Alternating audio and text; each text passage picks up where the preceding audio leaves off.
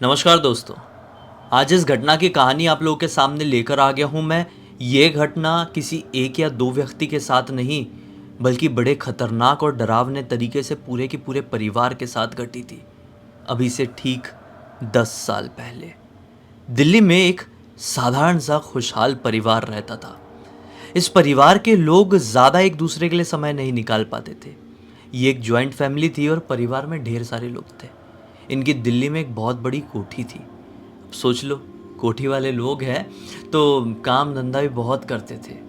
बिल्कुल भी समय नहीं निकल पाता था। दिवाली का दिन था। ऐसे ही बड़ी मुश्किल से एक दिन का टाइम निकला था, तो सब लोगों को बहुत अच्छा लगा। तो आपस में डिसाइड किए कि यार देखो, कितने टाइम बाद हमने ऐसा टाइम स्पेंड किए तो बहुत अच्छा लगा एक दूसरे के साथ। तो क्यों ना हम एक दिन समय निकालें और कहीं घूमने के लिए बाहर जाएं। इसी बहाने थोड़ा मूड भी फ्रेश हो जाएगा, कहीं घूमना फिरना भी हो जाएगा और हम एक दूसरे को थोड़ा टाइम भी दे पाएंगे। तो सब लोग रेडी हो जाते हैं इस बात में। अभी अमीर लोग थे भाई, इनकी खुद की एक मिनी बस थी।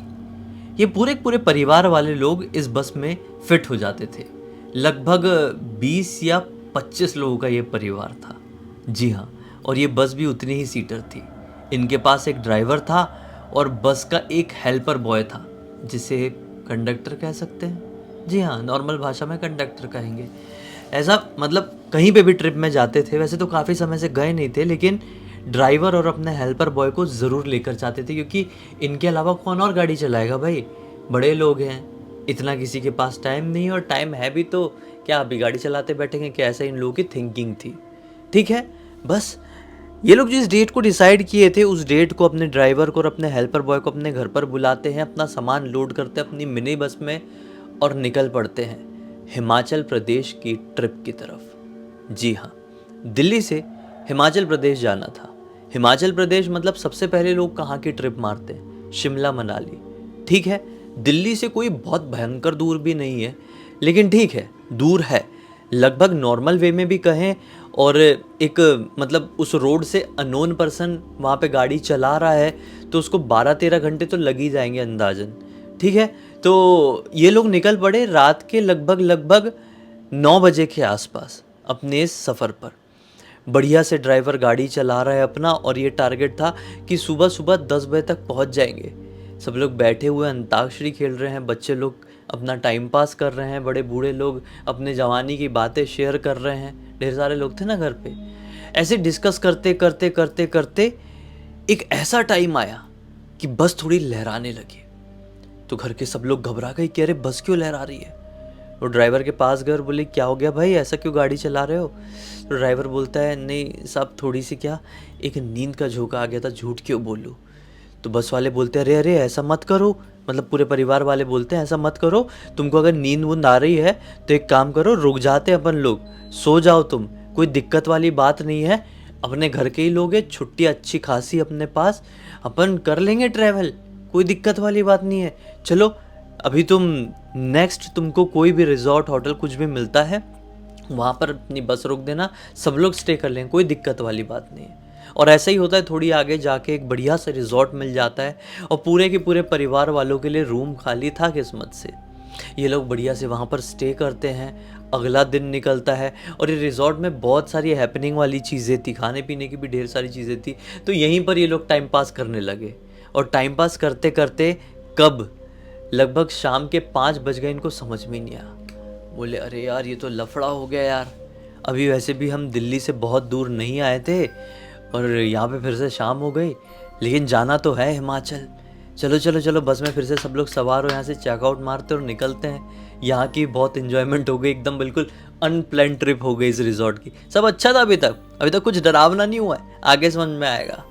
ये लोगों ने वहाँ से चेकआउट किए, बस में सवार हुए, बस अब निकली है और बस के निकलने के ही थोड़ी देर बाद अंधेरा हो चला। ठंड का महीना था तो अंधेरा बहुत जल्दी हो जाता है। 7 बजे के आसपास सिचुएशन तो ऐसी हो जाती है कि लगता है यार क्या हो गया, ये रात के 10 बज गए हैं क्या? जी हाँ, कई बार ऐसा हो जाता है। और दिल्ली के आसपास की जो आप सर्दी हैं बहुत अच्छे से जानते हैं, वहाँ पे क्या माहौल रहता है। वहाँ पे तो सिचुएशन बहुत अलग हो जाती है कई बार तो, मतलब मैंने न्यूज़ में भी देखा हूँ कि सूरज निकला ही नहीं है सुबह भी। हाँ, मतलब अंधेरा ही है, इतनी ज़्यादा ठंड पड़ती है। तो ऐसे ही था भाई इन लोगों का यहाँ पे। बस तो निकल पड़ी, सब लोग ठिठुरते ठिठुरते सो पड़े। अचानक से इस परिवार में एक दादाजी थे, उनकी नींद खुलती है, किसी वजह से नींद खुलती है। वो क्या पाते हैं, बस का ड्राइवर बड़ी ही तेज़ी से बस चला रहा है, बहुत तेज़ी से। दादाजी बोलते हैं अरे ये क्या हो गया, ऐसे क्यों बस चला रहा है। दादाजी ने देखे कि सब लोग सो रहे हैं, सिर्फ अपना कंडक्टर सामने की तरफ बैठा है, बस ड्राइवर बैठा वो एकदम फास्ट चला रहा है। दादाजी उसके पास गए, बोलते अरे भाई पिछली रात का तुमको याद नहीं है, तुम कैसे नींद में आ गए थे, बस लहरा गई थी और अभी इतने फास्ट क्यों चला रहे हो, क्या शॉर्ट क्या है तुम्हारे साथ। तो बस वाला बोलता है कि साहब मुझे मालूम है कि मैं क्या कर रहा हूँ, आप भी जाके आराम से बैठ जाइए, रोड में ज़रा ध्यान से देखिए मत, अभी मुझे कुछ अजीबोगरीब सड़क में दिखाई दिया था, मैंने एक दुल्हन को देखा। आपको मेरी बातों पर विश्वास नहीं हो रहा तो कंडक्टर से भी पूछ लीजिए, देखा ना तूने भी। ये बोलता है हाँ एक झलक देखा। ड्राइवर बोलता है कि साहब जी बहुत क्लियर था, एक खूबसूरत सी लड़की पूरे दुल्हन के ड्रेस में ढेर सारे गहनों से लदी हुई थी और सड़क के बिल्कुल किनारे खड़ी हुई थी, ऐसे घने जंगल में। कोई क्यों खड़ी रहेगी, हमने ऐसा बचपन में बहुत सुने हुए हैं, जंगल में ऐसी कोई दुल्हन या सफ़ेद साड़ी में औरत दिखाई दे तो समझ जाना वो नॉर्मल औरत नहीं, वो एक चुड़ैल है। और इस रास्ते में चुड़ैल दिखाई दे दी है, हमारा ये कहना है कि तेज़ भाग के जल्दी से यहाँ से निकल लेते हैं, वरना कुछ का कुछ हो गया तो पूरा का पूरा परिवार अभी बस में शामिल है और आपका परिवार हमारे परिवार जैसा है, आप चिंता मत कीजिए, हम फास्ट यहाँ से निकाल लेंगे। दादाजी भी थोड़े घबरा गए, बोले हाँ हाँ बेटा तू निकल, जल्दी निकल, चिंता मत कर, मैं हूँ, मैं जाग रहा हूँ, मैं जाग रहा हूँ। तो दादाजी भी एकदम जो ड्राइवर के पीछे वाली सीट थी वो खाली थी, वहाँ पर बैठ गए और रोड में ध्यान से देखने लगे। ड्राइवर बार बार बोल रहा था कि दादाजी आप चले जाइए, पीछे बैठ जाइए, लेकिन दादाजी को भी मन में क्यूरियोसिटी, नहीं गए।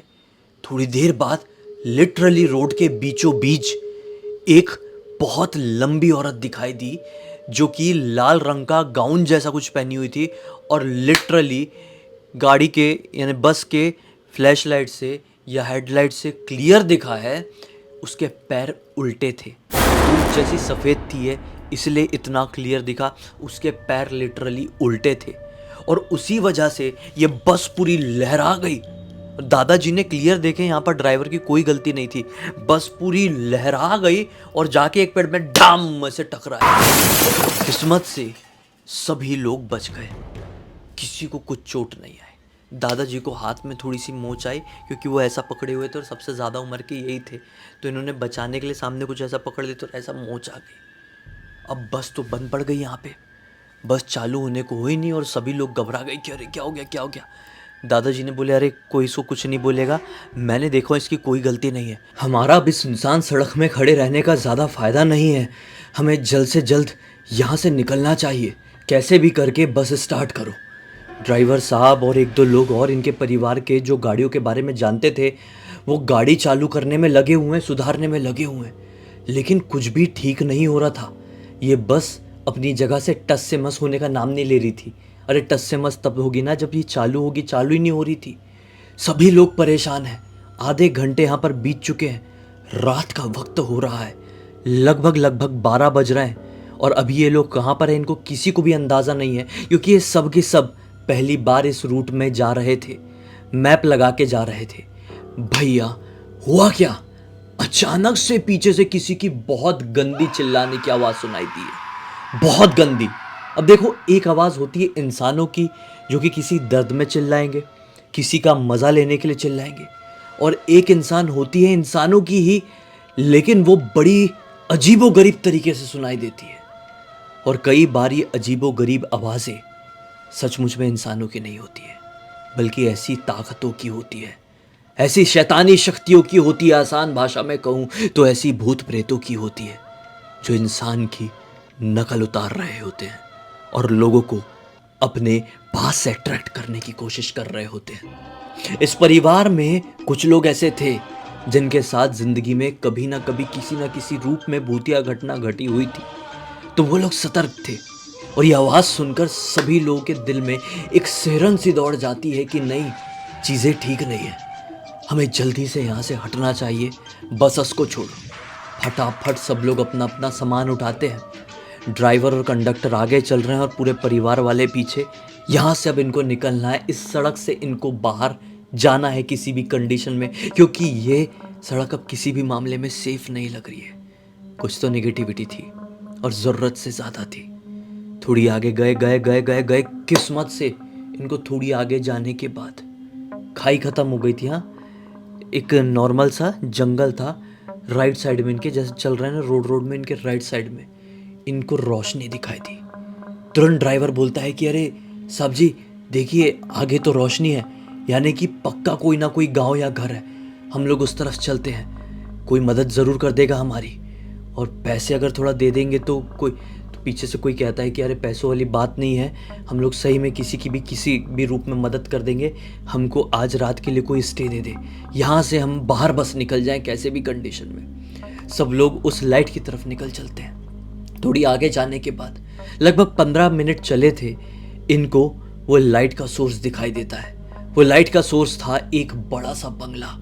जी हाँ, एक बहुत बड़ा सा बंगला, जो कि एक पुराने ज़माने के, मतलब क्या कह सकते हैं, जिसमें यात्रीगण लोग जो रहते हैं वो स्टे कर सकते हैं। धर्मशाला जैसा दिखाई दे रहा था ये बंगला। तो देख के लगा कि ये धर्मशाला है।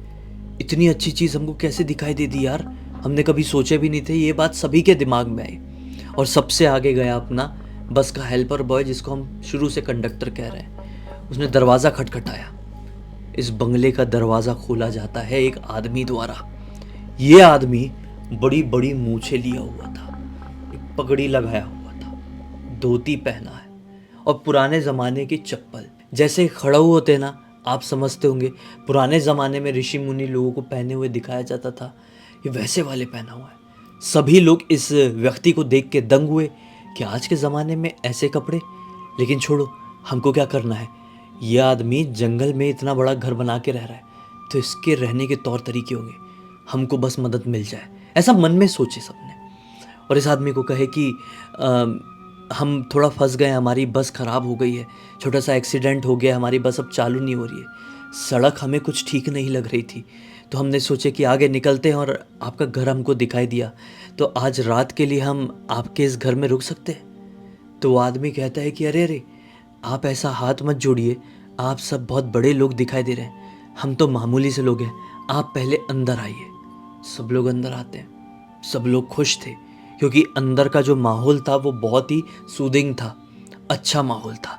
इनको अंदर आके सेफ फील हो रहा था। आदमी कहता है कि मेरा नाम धनाराम सिंह है और मैं इस धर्मशाला का मालिक हूँ। आज से नहीं, कई सालों से ये धर्मशाला चल रही है। मेरे दादाजी ने ये बनवाए थे। सोचो कितनी पुरानी होगी। आज मेरी भी उम्र इतनी है। आप जैसे राहगीर लोगों की मदद करना तो हमारा फ़र्ज़ है। हम तो ऐसे कार्यों के कई बार पैसे भी नहीं लेते हैं। अगर पैसों की कोई चिंता है, ये लोग सब लोग कहते हैं नहीं पैसों की कोई चिंता नहीं। ये बोलता है बता रहा हूँ, पैसों की कोई चिंता है तो भी कोई बात नहीं है। आप लोग बढ़िया से देखिए, आगे मटकी रखी हुई है, उस मटकी में पूरा पानी भरा हुआ है। ये रखी हुई है एक टोकरी, उसमें पुड़िया रखी हुई है, और ये एक बाल्टी रखी हुई है, उसमें हमने आलू की सब्ज़ी डाल दिए हैं, क्योंकि और ज़्यादा बड़े बर्तन नहीं थे। कभी भी कोई भी राहगीर आ जाता है तो हम चीज़ें रेडी रखते हैं। तो ये दादाजी जो थे इस परिवार में, वो कहते हैं कि धनाराम जी आप इतना कुछ कर लेते हैं अकेले? ये बोलते नहीं मैं नहीं करता, मेरी पत्नी भी है, धन्नो अंदर कमरे में सो रही होगी। आप एक काम कीजिए, जल्दी जल्दी खाना खा लीजिए, और बाहर किसी को चक्कर मारना हो किसी वजह से तो फटफट मार लीजिए, क्योंकि रात के 3 बजे के बाद कुछ भी हो जाए, जब तक प्रॉपरली सूर्यास्त नहीं हो जाता आपको बंगले से बाहर नहीं निकलना है। किसी भी हालत में बंगले का दरवाज़ा नहीं खुलना चाहिए। सभी लोग हैरान थे, लेकिन धनाराम जी की बातों पर सब लोग एग्री कर जाते हैं। खाना निकालते हैं पत्तल में, बढ़िया से खाते हैं। धनाराम जी के इस बंगले में गद्दे की व्यवस्था भी थी। बढ़िया से गद्दा डाला जाता है और सभी लोग खा पी के सोने के जुगाड़ में। अब तक लगभग रात के 3 बज चुके थे। इतनी हौच पौच में 3 बज चुके हैं, और रात के ठीक 3 बजे के बाद 3:10 हुए होंगे, जो हेल्पर बॉय था जिसको हम कंडक्टर कह रहे हैं, वो उठता है और ड्राइवर से कहता है कि मैं थोड़ा बीड़ी मार के बाहर से आता हूँ। ड्राइवर उसको बोलता है कि अरे धनाराम जी ने मना किए थे ना बाहर निकलने से, 3 के बाद का समय हो गया है, मत निकल, छोड़ सुबह बीड़ी पी लेना भी सो जा। तो ये दोनों की ऐसी बातचीत चल रही है, इतने में धनाराम जी जो कि थोड़े आगे ही सो रहे थे, उनकी आंखें खुल जाती है।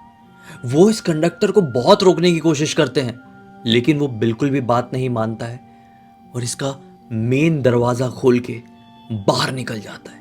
ये एक बहुत बड़ा सा दरवाज़ा था, हैवी दरवाज़ा। जैसे ही वो बाहर निकला, धनाराम जी हड़बड़ाते हुए उठे और तुरंत ही ये दरवाज़ा बंद किए। उसमें बड़े बड़े वो लगाने लगे कीले, और वो समझ लो लकड़ियाँ जो होती है उसको लाके ठोकने लगे कि किसी भी कंडीशन में ये दरवाज़ा खुल ना जाए। सभी लोग देख के शॉक्ड हैं, सबकी वापस से नींद खुल गई कि अरे ये क्या हो गया, ऐसे क्यों कर रहे हैं धनाराम जी आप। धनाराम जी बोलते कि आप सब चुप रहिए, अब कोई अंदर नहीं आएगा, कोई बाहर नहीं निकलेगा। अब उस आदमी के साथ जो कुछ भी होता है उसका जिम्मेदार सिर्फ और सिर्फ वही रहेगा। आप सब अपनी अपनी जगह पर अपने अपने गद्दों पर लेट जाइए और कोई कुछ आवाज नहीं निकालेगा। धनाराम तुरंत वहां से हटके बंगले में जितने भी खिड़की रोशनदान सब रहे होंगे सब फटाफट फटाफट बंद कर देता है। और फिर क्या था, ये भी अपने गद्दे में आकर बैठ जाता है और सभी लोगों को घूर घूर के देखने लगता है। सभी लोग बड़े परेशान हैं और अचानक से बाहर से चीख चीख की आवाजें सुनाई देना शुरू हो जाती है, जैसे कि वो कंडक्टर बाहर किसी चीज से बहुत तड़प रहा है, जैसे कि कोई जानवर या वहशी दरिंदा आके उसके चिथड़े उड़ा रहा है। उसकी बहुत कंडीशन खराब हो रही थी। कुछ ही देर बाद वो चीखें बंद हो जाती है और सभी लोग घबराए हुए अपने अपने गद्दे में लेटे हुए रहते हैं। धनाराम जी सभी की तरफ देख के इशारा करते हैं, अगर आप सब लोग भी अपनी सलामती चाहते हैं तो सभी लोग अपनी आंखें बंद कर लीजिए। और आंखें बंद करके 10 तक गिनती गिनिए। सभी लोग डरे हुए थे, सभी लोगों को अपनी जान की फिक्र थी। यहाँ पे जो कुछ भी हो रहा था उसकी खबर सिर्फ और सिर्फ धनाराम जी को ही थी, इसलिए सभी को धनाराम जी की बातें मानना जरूरी थी। सब आंख बंद कर लेते हैं और गिनती गिनना शुरू कर देते हैं। पता नहीं कब गिनती गिनते गिनते केवल 10 गिनती ही थी, सभी को गहरी नींद लग जाती है और फिर अचानक से किसी की नींद खुलती है। इस परिवार में से किसी की नींद खुलती है। वो घबराहट के मारे जोर जोर से चिल्लाता है और सभी लोग जब नींद से जागते हैं तो क्या देखते हैं कि सभी के सभी लोग एक खुले मैदान में सो रहे हैं, अलग अलग रेत के टीलों में सो रहे हैं। यहाँ पे ना कोई बंगला है और ना ही कोई धनाराम जी, ना ही कोई गद्दे हैं और ना ही खाने पीने की मटके और टोकरियाँ। कुछ भी वैसा नहीं था जैसे कि ये 10 गिनती गिनने के पहले तक था। 10 गिनती गिनने से पहले ही सभी को नींद आ गई थी। ऐसी कौन सी नींद आई थी कि हम बाहर आ गए और सब लोग घबराए हुए हैं, एक दूसरे से डिस्कस कर रहे हैं कि हमारे साथ अभी अभी क्या हुआ, पिछली रात को क्या हुआ था। कि इतने में ही सबकी नज़र पड़ती है एक बकरी चलाने वाले व्यक्ति पर। तुरंत ही उसके पास उठ के इस परिवार के एक व्यक्ति जाते हैं, सुरेश जी। सुरेश जी उस बकरी वाले से पूछते हैं कि आप, बकरी वाला कुछ उनके बोलने से पहले तुरंत ही उनके रोकने का इशारा करता है। बोलता है, मैं समझ गया आपके साथ क्या बीती है, आपके जैसी चीज़ें बहुत सारे राहगीरों के साथ हुई है। धनाराम जी आपसे मिले थे क्या? ये बोलते हैं कि हाँ धनाराम जी मिले थे। आपको कैसे पता?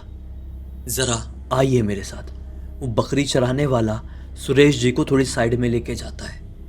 एक पीपल के पेड़ के नीचे 2 कब्र थी, जिसमें से एक कब्र के ऊपर लिखा हुआ था धनाराम और दूसरी कब्र के ऊपर लिखा हुआ था धन्नोबाई।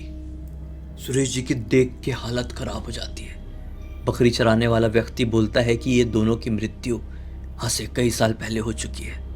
हम इनकी कहानियाँ अपने दादाजी लोगों से सुने हैं। ज़रा सोचिए, वो उस ज़माने से मरने के बाद भी लोगों की सेवाएं कर रहे हैं। उस ज़माने में उनका यहाँ पर जहाँ पर आप सब लोग सो रहे थे, आपको जहाँ पर भ्रम हुआ था, उनका एक धर्मशाला हुआ करता था। मुफ्त सेवाएं दिया करते थे, बहुत बड़े लोग थे वो लोग। किसी कारणवश उस परिवार में सभी की मृत्यु हो गई, लेकिन मृत्यु के बाद भी धनाराम जी और धन्नोबाई अपने अच्छे कार्यों से रुके नहीं। थोड़े आगे मेन रोड है, वहाँ पर ढेर सारी शैतानी आत्माएं भटकती हैं। उन सारी शैतानी आत्माओं के बीच में धनाराम जी और धन्नोबाई की पवित्र आत्माएं भी एग्जिस्ट करती है, जो राहगीरों की उन शैतानी आत्माओं से बचने में मदद करती है। आपकी भी वो दोनों की आत्माओं ने मदद करी। अगर वो आपको मिले नहीं होते तो आज आपके परिवार में से कोई भी जिंदा नहीं होता। ये कहकर वो बकरी चराने वाला भी चला गया। सुरेश जी भी चुपचाप चुपचाप आए। इनसे बहुत लोगों ने पूछने की कोशिश की कि बकरी वाले ने क्या बताया। सुरेश जी ने उस समय कुछ नहीं बताया। बोले चलो फटफट सब उठो, अपना सामान लेके जहाँ अपनी बस थी वहाँ पर पहुँचते हैं। ये बस के पास पहुँचे, वहाँ पर कंडक्टर चिथड़ा पड़ा हुआ था, मृत्यु हो चुकी थी उसकी। और ये लोग इंतज़ार करने लगे कि कोई साधन आए। इतने में एक बस क्रॉस हो रही थी। इन लोगों ने हाथ रोके। इस वक्त सुबह सुबह का ही सूरज की रोशनी आने वाली थी, मतलब सुबह सुबह की यही 5 साढ़े 5 बज रहे होंगे। इतने में इनको बस दिखाई दी है। सभी के सभी बस में सवार हुए हैं और बस वालों को पूरी बात बताए। फिर आगे ये लोग अपनी लोकेशन में पहुँचे हैं, सेफ जगह पर पहुँचे, मतलब प्रॉपर लोकेशन में तो नहीं। वहाँ पे पुलिस को इन्फॉर्म किए, चीज़ें फिर आगे बढ़ी। लेकिन इनकी ज़िंदगी का वो खौफनाक होता होता किस्सा वहीं पर रुक गया, सिर्फ और सिर्फ धनाराम जी और धन्नो बाई की आत्मा की वजह से। इस पूरी पूरी घटना की जानकारी मुझे किसी और ने नहीं, बल्कि इसी परिवार के प्रदीप नाम के लड़के ने इंस्टाग्राम पर लिखकर भेजा। प्रदीप ने बताया कि उस समय मैं बहुत छोटा था, 10-11 साल की उम्र रही होगी मेरी, लेकिन आज भी उस रात की एक एक चीज़ें मेरे जहन में बड़े खतरनाक तरीके से ताज़ा है। बस अब इसी एक नोट के साथ इस कहानी का अंत करते हैं। अब तक इस वीडियो को देख लिए हैं तो लाइक ज़रूर कर देना, चैनल को सब्सक्राइब करके बेल आइकन दबा के ऑल के ऑप्शन में क्लिक करना, क्योंकि इसी तरह के हैरान कर देने वाले खौफनाक वीडियोस डेली आप लोग के सामने लेके आता रहता हूँ। इंस्टाग्राम की लिंक इस वीडियो के डिस्क्रिप्शन बॉक्स में मिल जाए, क्लिक करके डायरेक्टली वहाँ पर पहुँच जाना। और इसी तरह की कोई भी कहानी, टॉपिक या जानकारी आप लोग के पास भी है तो लिख भेजना। हो सकता है हमारा अगला वीडियो कल आपके हिसाब से बन रहा हो। तो चलिए कल फिर से मिलते हैं, तब तक के लिए बहुत बहुत धन्यवाद। आपका दिन शुभ हो।